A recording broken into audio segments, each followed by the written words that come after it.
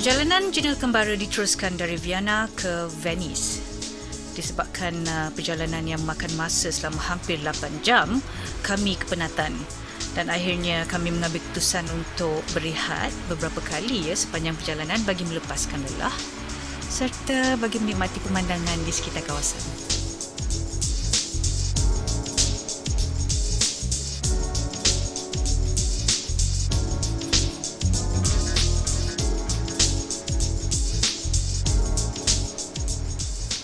Venice atau dalam sebutan Italinya Venezia adalah sebuah bandar di utara Itali yang juga merupakan pusat kepada sebuah kawasan atau bahagian di Itali iaitu Veneto.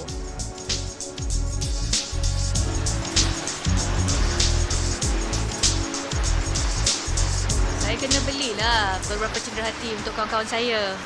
Sebab ialah kita bukannya selalu berpeluang datang ke Eropah kan. Jadi mungkin sekali seumur hidup. Saya akan menggunakan peluang keemasan ni untuk membeli cenderahati untuk diri saya, juga untuk keluarga dan juga rakan-rakan. Thank you. You from China? Yeah. Bye-bye. Alright, thank you. Anda, sama ada anda perasan ataupun tidak, peniaga-peniaga di sini banyakkannya berbangsa Cina. Pelik kan? Bukannya di kalangan orang tempatan yang berniaga di sini, barangan cenderahati di sini, tapi orang Cina. You know, at first I thought the shop is belong to a Malaysian because stated here, selamat datang. So, how did you know the Malay language? The Malay words? In Venice, many people do belong. Many people from Malaysia. Oh, I see. Setelah mendapatkan tiket dengan girangnya untuk menaiki feri, inginlah saya berkongsi sedikit tentang Venice ni dengan saudara. Nama-nama julukan Venice ini selain daripada Queen of Adriatic, juga City of Water, bandar air, City of Bridges, bandar jambatan dan The City of Lights atau bandar penuh cahaya. Tak sabar rasanya untuk menikmati suasana persekitaran di Venice melalui pandangan laut. Ada pepatah Inggeris yang menyebut, if you ride a gondola under the bridge of sight, you are together for eternity. Atau dalam bahasa Malaysia yang membawa maksud, sekiranya anda dan pasangan anda melayari gondola di bawah bridge of sight, pasti kalian akan kekal bersama selamanya. Bagus kan kalau benar ianya menjadi kenyataan?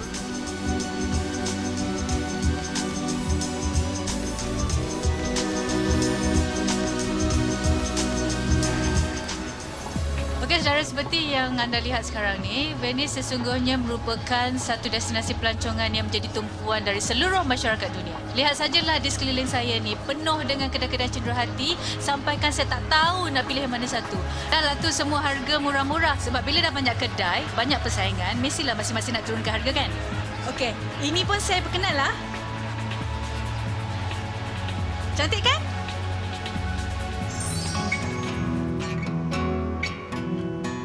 Ya, saudara, saya kini sedang menaiki sebuah perahu yang diberi gelaran gondola.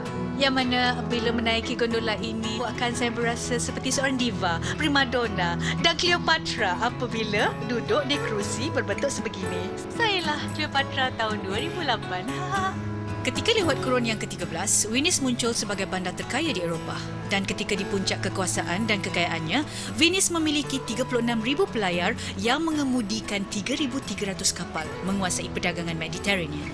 Kalau anda tidak menaiki gondola ini, saudara, sekiranya anda datang ke Venice, lawatan anda atau kunjungan anda ke sini umpama diibaratkan seperti tidak sempurna. Jadi naiklah gondola ini yang mana belanjanya tidaklah banyak iaitu lebih kurang dalam 80 euro untuk 30 minit. Jadi kalilah sendiri dengan ringgit Malaysia kita. Berbalik kepada sejarah Venice, saudara, hanya selepas 1070 tahun Republik itu terpaksa akur dengan penaklukan Napoleon Bonaparte pada 12 Mei 1797 yang menguasai Venice ketika penyatuan sementara yang pertama. Penakluk Perancis itulah yang telah membawa kepada tersungkurnya abad gemilang Venice dalam catatan sejarahnya. Honeymoon?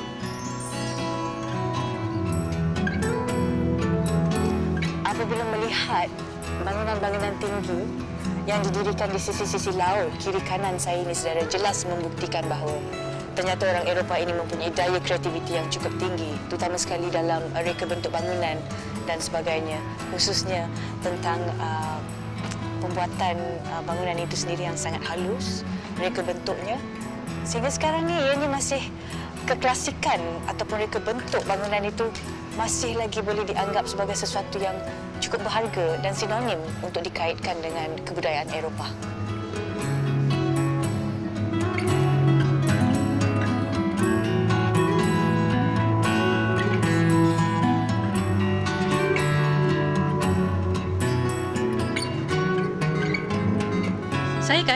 Saya rasa macam perasaan yang saya alami sekarang ni tak terkata. Gembiranya saya, terujannya saya berada di Venice ini dengan menaiki gondola ini sebab selama ni saya hanya melihat kecantikan Venice, terutama sekali dengan perahu yang bergelar gondola ini melalui surat khabar, melalui postcard, melalui cerita kawan-kawan, ya, dan melalui filem dan juga TV dan sebagainya. Tapi kini dengan tidak disangka-sangka saya betul-betul duduk di dalam gondola perahu yang bernama gondola, dan kelihatan di belakang saya ini seorang pendayung yang cukup dedikasi terhadap tugasnya.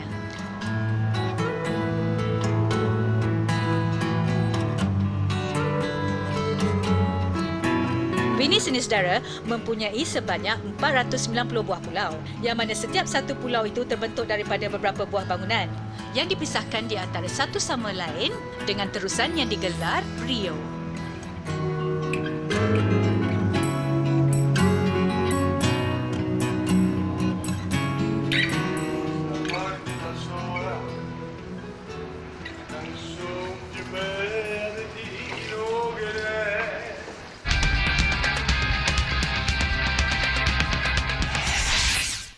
Tentu saudara masih ingat tadi bila saya sebut terusan yang memisahkan di antara satu bangunan dengan bangunan yang lain.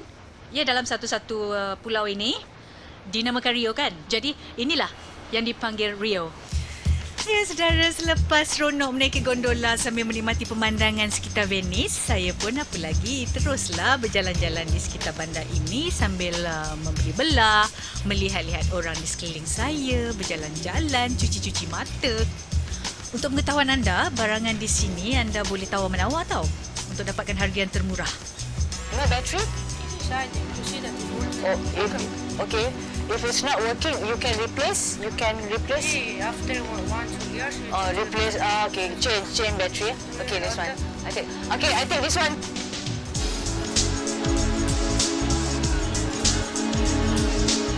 Saya kini berada di Al Ponte di Rialto. Satu lagi destinasi yang menjadi tumpuan pelancong di Venice ini, selain daripada tempat saya menaiki sampan yang bernama gondola itu tadi, ya. Di sini, saudara, terdapat 1001 kafe yang menghidangkan pelbagai jenis menu kegemaran orang Eropah, terutama sekali pizza. Kalau anda nak tahu, ya, harga sekeping pizza di sini boleh didapati dengan harga yang sangat murah, iaitu €4 sahaja untuk sekeping. Sangat besar. Bila makan sekeping pizza yang besar tu, ya Allah, kenyang. Saya baru lepas makan ni. Tapi harus ada syaratnya. Harus diingati bahawa tidak semua jenis pizza tu kita sebagai orang Islam boleh makan. Kita harus periksa atau kena pasti apakah bahan-bahan kandungan di dalam pizza tersebut. Tapi kalau setakat sayur-sayuran, tidak mengapa.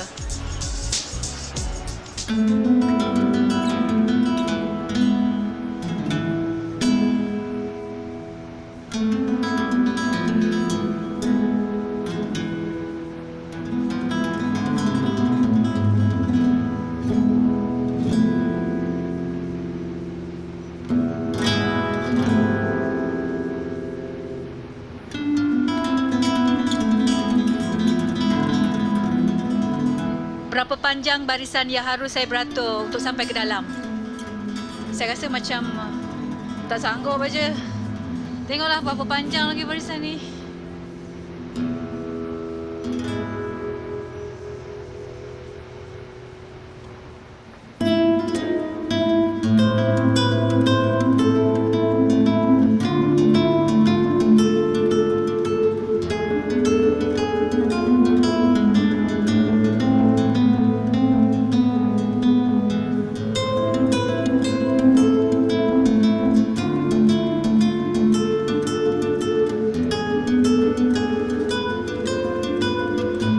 Saudara, kami meneruskan perjalanan kami ke Rom yang hanya memakan masa selama 5 jam perjalanan darat.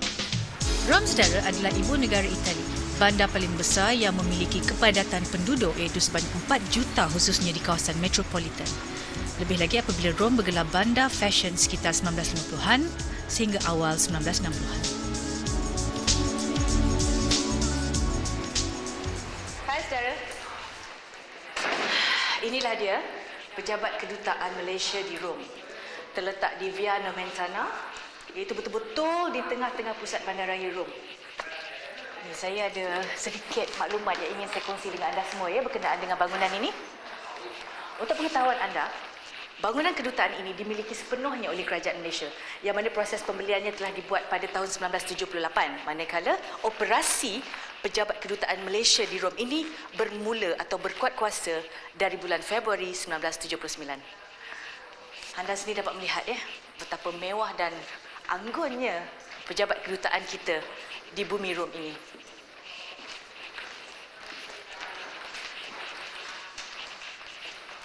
Sekarang saya nak ke atas. Untuk pengetahuan anda, di atas merupakan pejabat Duta Besar Malaysia di Rom.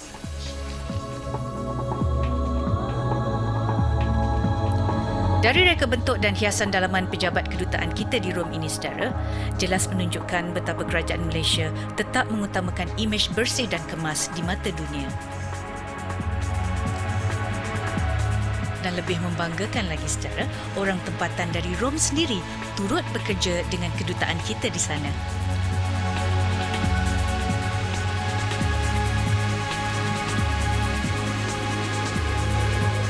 Berbalik kepada sejarah Rom, di pertengahan 1980-an, saudara, populasi penduduk menurun dengan begitu drastik sekali berikutan kesesakan lalu lintas yang teruk selain masalah pencemaran udara yang melanda Rom.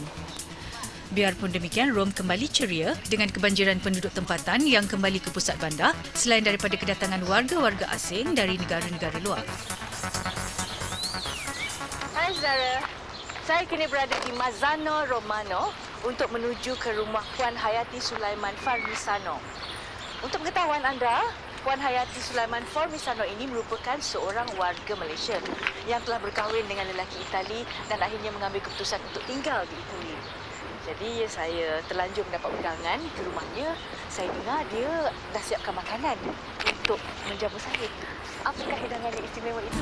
Jom tengok, saya pun dah lapar. Puan Hayati, hai! Nama? Inaka. Boleh cakap Melayu? Boleh.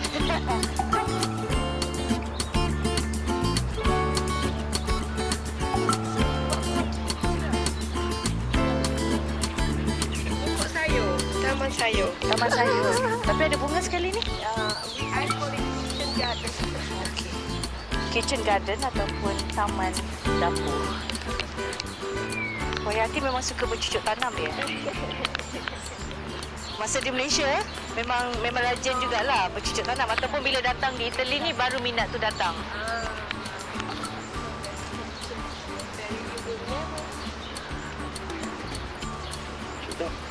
Boleh saya makan? Makan. Strawberry ni tak perlu dibasuh Puan Hayati? Tak payah sebab Bismillahirrahmanirrahim. we don't everything is all Sedap sangat, manis dan ada masam-masam sikit. Banyak keistimewaan saya dapat berkunjung ke rumah Puan Hayati hari ini sebab selain daripada dapat melihat taman yang cantik, saya juga sedikit sebanyak mempelajari macam mana nak memasak makanan Itali. Mana tahu jodoh saya dengan lelaki Itali. awak belum kahwin. Jadi macam mana Kak dah 10 tahun tinggal kat Itali ni, susah tak nak belajar sebab ianya kan tak melibatkan bahan-bahan yang biasa kita jumpa kat Malaysia. Macam belacan tu kan dah tentu tak ada kat sini. Kebanyakannya menggunakan bahan-bahan macam keju ke, olive oil atau minyak zaitun dan macam-macam lah yang agak asing lah bagi kita orang Malaysia ni. Saya belajar macam mana nak masak masakan Itali, masakan dari keseluruhan Itali. Bukan saja pizza ataupun spaghetti, tapi semua sekali daripada all the regions of Italy. Daripada itu, saya memang suka memasak. Berdasarkan dari cerita Puan Hayati itu, saudara, begitu besar sekali kasih sayang suaminya, seorang lelaki berbangsa Itali, terhadapnya dan keluarga. Ini terbukti apabila rumah yang diduduki sekarang bukan saja direka oleh suaminya, bahkan menyediakan sendiri sistem air dan juga sistem pemanasan. Hai anda semua penonton Jenda Kembara, saya kini berada di Salah satu tempat yang paling menarik, paling cantik di Rom, tapi jarang didedahkan kepada umum. Namun, kumpulan jena kembara berjaya menerokainya. Kalau anda nak tahu apakah nama tasik yang sangat cantik ni, tunggu sekejap.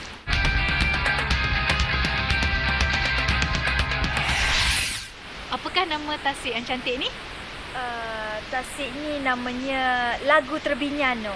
Saya difahamkan, Kak Yati juga pakar membuat seramik. Malah menjalankan perniagaan secara kecil-kecilan dalam bidang seramik di Rom ini. Jadi, apakah tujuan kakak datang ke Tasik ni? Salah satunya untuk mencari ilham melukis di pinggan ni. Atau macam mana? Juga mencari ilham sebab tasik ini merupakan tasik volcano ataupun gunung berapi di mana banyak binatang-binatang seperti itik liar juga yang berkunjung di tasik ini. Puan Hayati Sulaiman yang kini sudah menetap lebih daripada 10 tahun di Rom bahagia dengan kehadiran dua orang jaya mata yang masing-masing berumur 8,5 tahun dan 5 tahun. Sungguh pun berada jauh beribu batu dari tanah air. Beliau memastikan setahun sekali mereka suami isteri akan membawa anak-anak mereka pulang ke Malaysia bagi mengetahui lebih dekat lagi asal-usul keturunan keluarga sebelah ibu mereka, iaitu Puan Hayati sendiri. Dan apabila menyentuh soal agama, suaminya yang pada asalnya bukanlah beragama Islam, menurut Puan Hayati, kefahaman tentang agama itu paling penting, yang mana dia sebagai orang yang bertanggungjawab membawa suaminya itu memeluk Islam perlu memahami dengan lebih mendalam tentang agama Islam dalam usaha untuk memastikan suaminya itu faham akan tuntutan agama dalam memenuhi tanggungjawab sebagai seorang Muslim. Bagaimana pula dengan anak-anaknya yang tinggal di Rom ni? Mampukah mereka berbahasa Malaysia? Boleh. Berkebolehan bercakap 3 bahasa. Italy, bahasa Malaysia. Italy dan English. Maknanya Kak Yati ni walaupun duduk jauh di Rom, Kak Yati tetap tidak melupakan bahasa Inggeris. Tetap mengajar mereka bahasa Malaysia. Sesuatu yang wajar dicontohi oleh anda semua. Walaupun kita berhijrah ke negara mana sekalipun, kita punya akar umbi jangan sesekali dilupakan. Satu informasi menarik yang ingin saya kongsi bersama anda semua, penonton-penonton Jena Kembara, ialah bekas Perdana Menteri Malaysia yang amat kita kasihi, iaitu Tun Dr. Mahathir Mohamad, pernah beberapa kali mengunjungi masjid terbesar di Rom ini yang telah siap dibina pada tahun 1995 ini dan beliau telah menyedekahkan senaskah Al-Quran di masjid ini, yang mana sehingga kini, sehingga ke hari ini, ianya menjadi sebutan dan kebanggaan mereka yang berada di sini kepada setiap kali, kepada sesiapa saja yang datang mengunjungi masjid ini.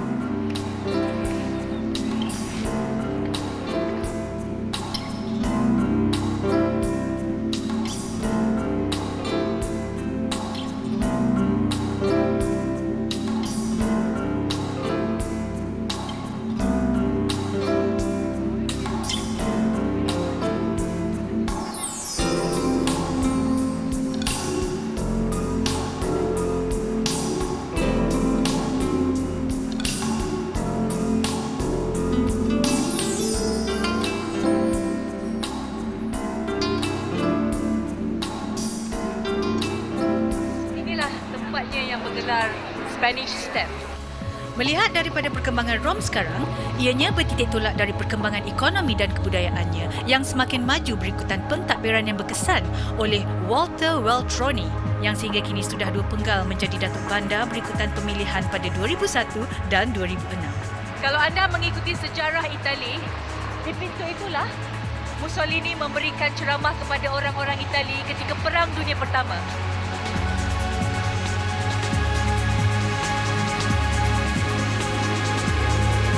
Coliseum inilah saudara tempat ataupun gelanggang gladiators ataupun pahlawan-pahlawan Rom yang terdahulu bertarung sesama sendiri ataupun dengan binatang buas bagi membuktikan kehandalan masing-masing. Ianya bukan saja disaksikan oleh raja-raja sebagai santapan hiburan, tapi juga oleh seluruh rakyat jelata yang mana boleh memuatkan hampir 60,000 penonton. Cuba anda bayangkan. Dan Coliseum ini saudara usianya melebihi 500 tahun. Selain daripada Coliseum, amphitheater terbesar pernah dibina semasa Empire Roman. Senarai monumen terpenting dalam sejarah purba Rom yang lain ialah Roman Forum, Domus Aurea, Trajan's Column, Trajan Market, The Pantheon dan lain-lain lagi.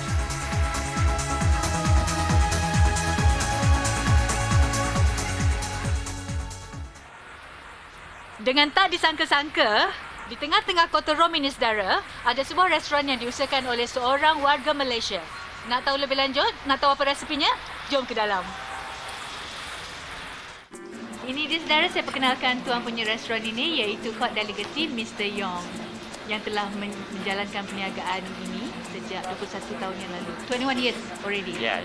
You mean the restaurant has been operating since 1997. So it's been 21 years already, Yes. this restaurant. So, thank you. How's the response? Very good. I have a good reputation. Many local people and tourists. I can see that a lot of foreigners here, I mean, not from Malaysia. Most of them are white people. So Yes, there's a local people.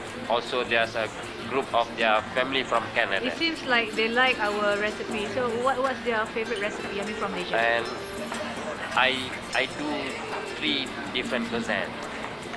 So my menu is mixed up with Chinese, Malay, or Thai dishes.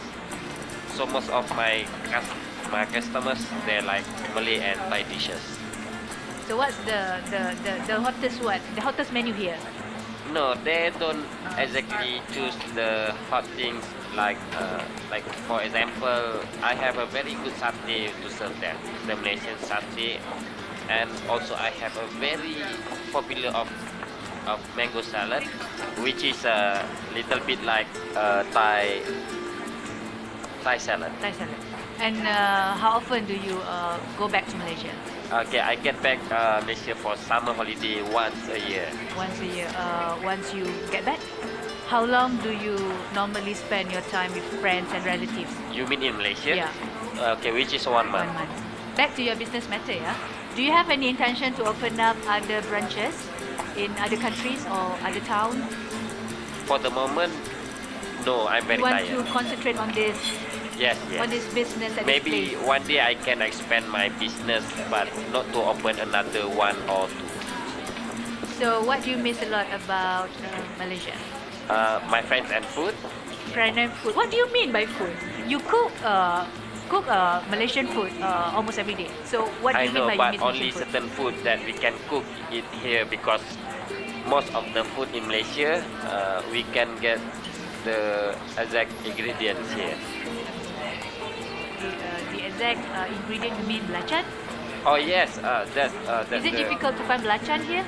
You can't have it. You can't have it. But you can always ask your friend to bring over the belacan? No. When I get back to Malaysia, I brought it by myself, but not the big quantity, just a small quantity. Okay. Mr. Yong, I consider you as a successful businessman. I mean, it's not easy for us to open up a restaurant here in other people's countries. So how's the feelings of it? I feel very proud because I paid all my effort here. 26 years, very long. So congratulations from me. Yeah. From Thank us, you. congratulations to you. Yeah, okay. Saya berada di Milan.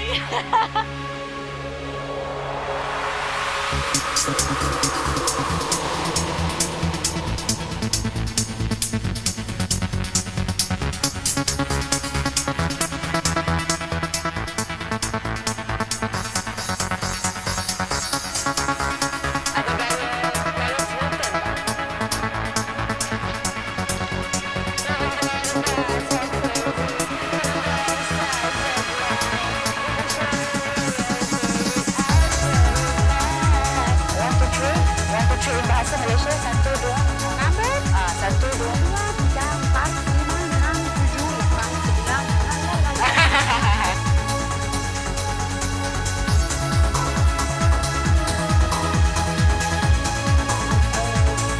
Kepada kawan-kawan saya, kita kena menikmati kehidupan hidup. Joya Diberi. Joya Diberi. Is that true? Yes. Joya Diberi maknanya nikmati hidup. Nikmati hidup tanpa rasa bersalah.